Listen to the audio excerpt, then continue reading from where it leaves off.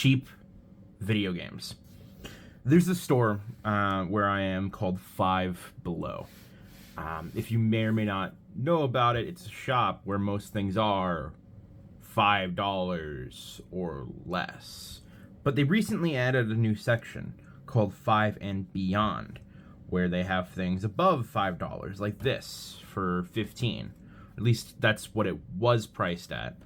I ended up getting it for $10.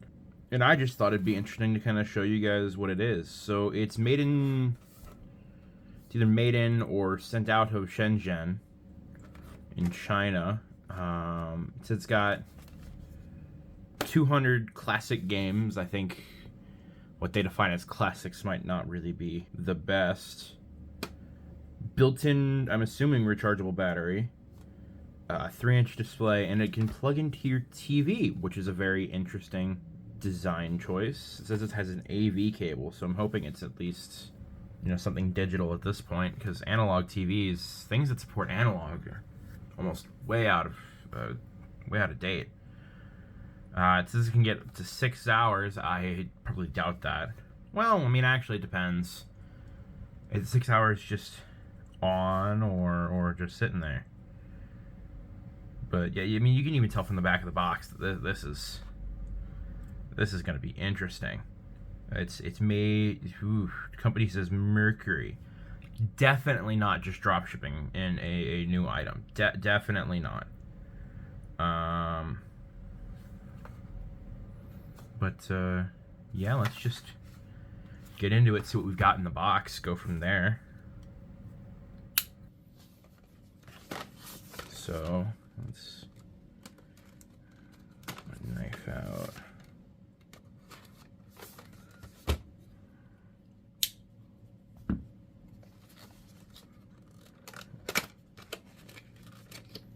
Cable right at the top. Micro USB, of course it is.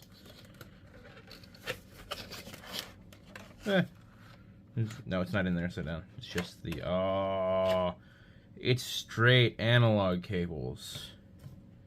Really? It's almost got this kind of Game Boy Pocket design. It's really lightweight. It's like the cheapest plastic they probably could have even used. What does it have in this little... Oh, it's like a DS battery. Okay. I mean, that's cool. At least it's replaceable. I assume you can find replacements, maybe online, but not that you'd want to use this for playing. The buttons feel, well, as cheap as possible. Already scratches on the screen. Oh, no, it's got a screen protector. We're good. We're good. And the most horribly designed on-off switch. Why is it so big? There's no way that's a headphone jack.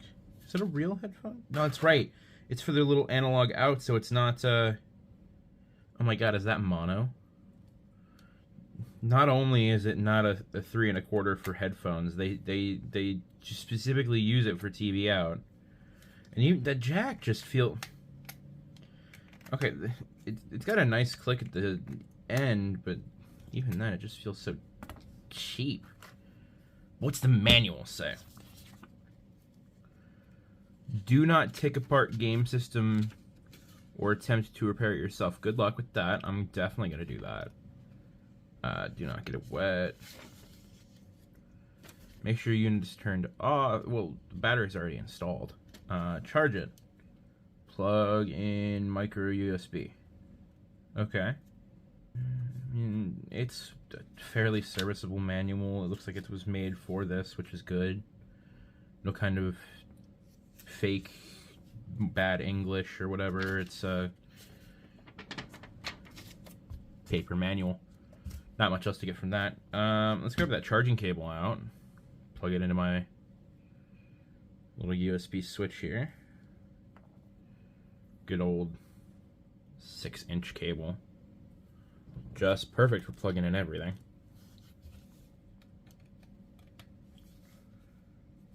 Does it have a charging light?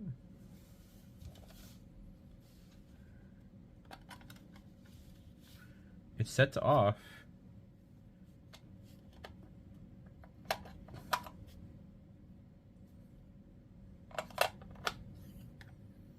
Battery's in there.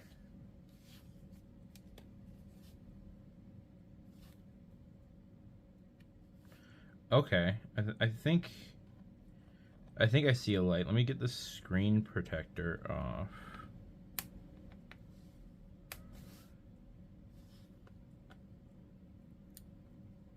Definitely doesn't feel like it was meant to come off, but that's just because I think it was too cheap for them to make a... Yeah, there we go. Make a little pull tab, because like, look at it, there's no pull tab on it. It's just ridiculous. Charging light is right there. I mean, I can barely even see where that charging light is in this light. Oh, I scuffed the screen. There we go. All right, let's try. Does it turn on when it's charging? Oh, it does. Oh, it's just an NES clone. Snow Bros, Turtles 1. Ooh, Excite Bike. That's definitely legally on here. I could see Space Invaders being something easy to put on here. Oh, this D-pad sucks. Pikachu. Wait. Why is A skipping? Oh, you probably have to hit start. Okay, hold on. Okay, so it looks like it's that weird bubble match game. Right? Or is it a Tetris clone? I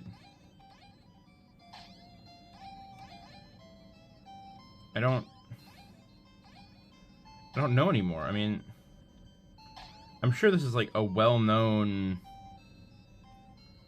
piece of like weird software that was already existing, because they wouldn't just make any games for this.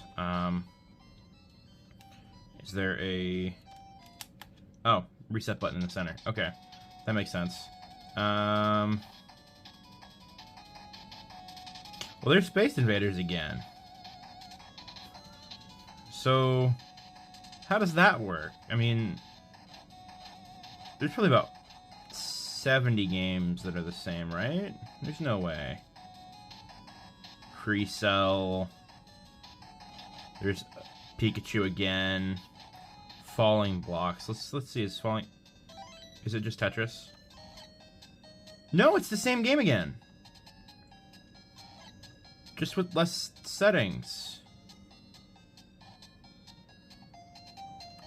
That's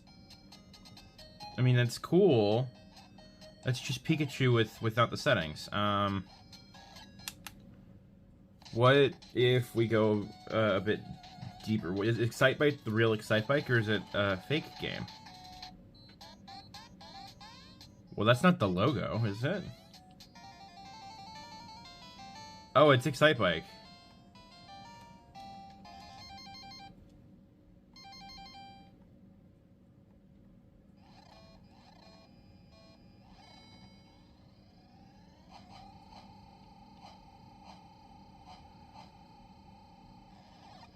Oh, there's already screen tearing. That's great. I don't know if that's from Excite Bike or whatever. But that's a nice uneven refresh rate right there.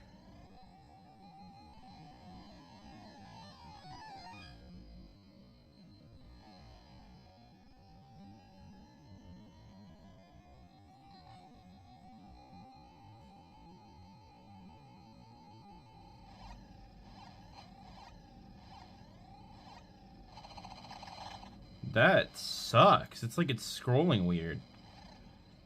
Wow, that's actually really hurting my eyes. It's kind of like doing this weird vertical scroll. Is there any other games that I can see that with? What's Final Mission?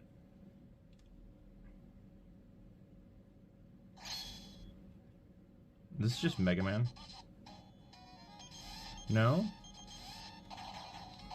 Oh, it's a fly shooter. Okay. I don't really know that many NES games that aren't, like, easily accessible, so I have no clue what this is a rebrand of, if it even is. Seems very Contra-like with the way that the upgrades work. But that could also just be my recency bias, because I just finished Contra. What's Ninja 1?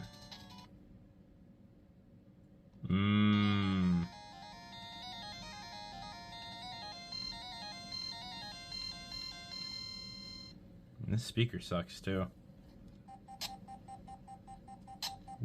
What is this?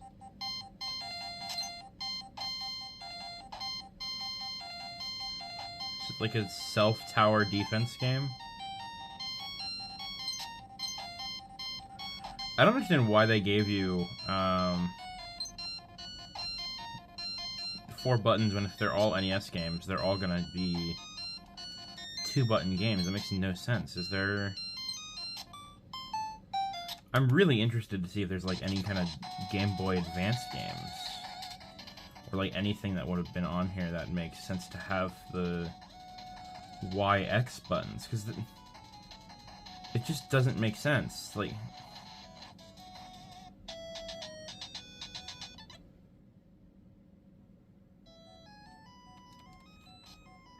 Oh, I've seen a ROM hack of this. It does the Harry Potter game. Let me see if there's anything else. Breaststroke sounds dangerous. I mean, this is pretty much what I thought it would be. I just thought maybe it'd have more pirated games on it than just like Arkanoid and Space Invaders. Still don't know what Snow Bros is. Is Snow Bros like a real game? No.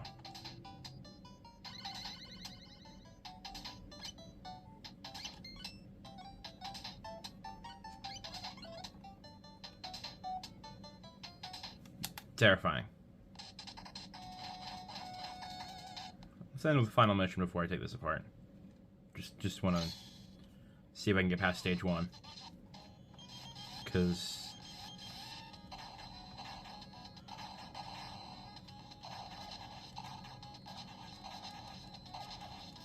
oh, I'm not going to be able to get past stage 1. I did not. Let's take it apart. What have we in here? Batteries. The battery. Grab my tools. Where are they? Got my iFixit toolkit here.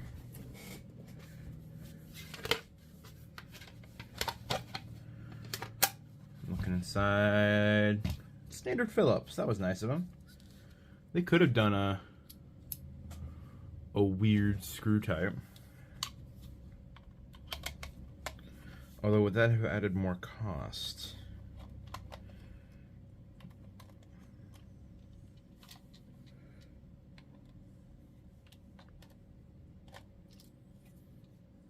Ooh, self-tappers. They really spared every expense for this thing.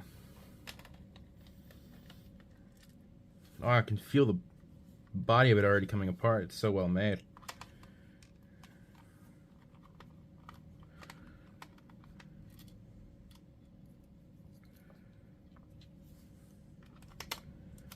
I mean, for $10, this would be great for, I think, half an hour for a kid.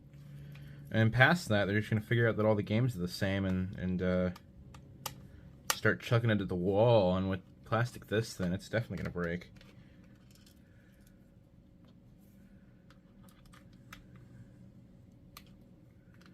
I mean, I was sitting here hopeful that it would have something newer, maybe games made for it. But you could just go to like a GameStop and get their little retro game thing. Holy cow! Yeah, GameStop sells retro game stuff now, and they've got these little handhelds that basically do the same thing as this, but they're actually licensed real games. You get Pac-Man, Galaga, you know, the good stuff. This is by far the cheapest. Ooh, lost a button member. The cheapest. Holy cow. Well, you know what? Is that ribbon cable angled? Oh my god, that ribbon cable. It's angled. Look at that. Can I get it to come up and out? Wow, I am shocked that was working.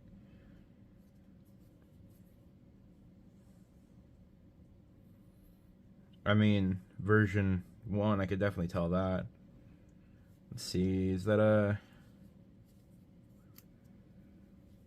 Where does all of this go to? I want to follow the traces and see what stuff does.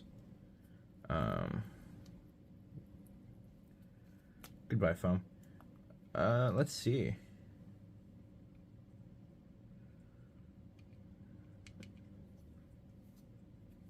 I mean, you can almost follow it from the back of the board. That's how cheap this is. Buttons all look fine. Everything's on this system package here. I think this is for the analog video, because this is digital, which might explain that weird scrolling rate issue.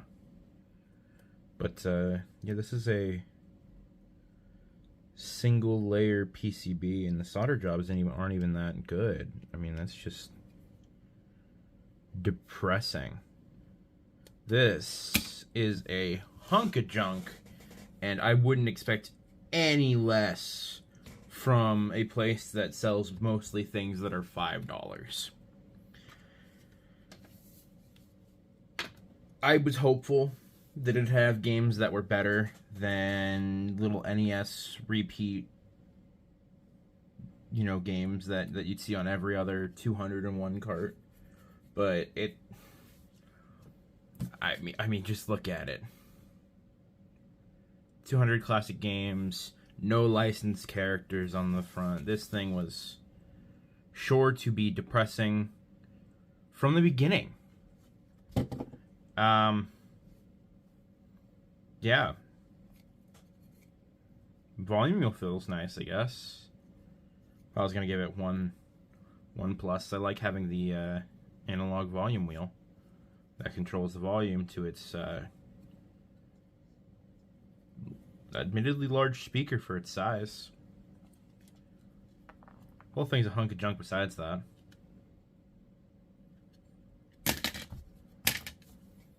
Thanks for watching. That's all I got.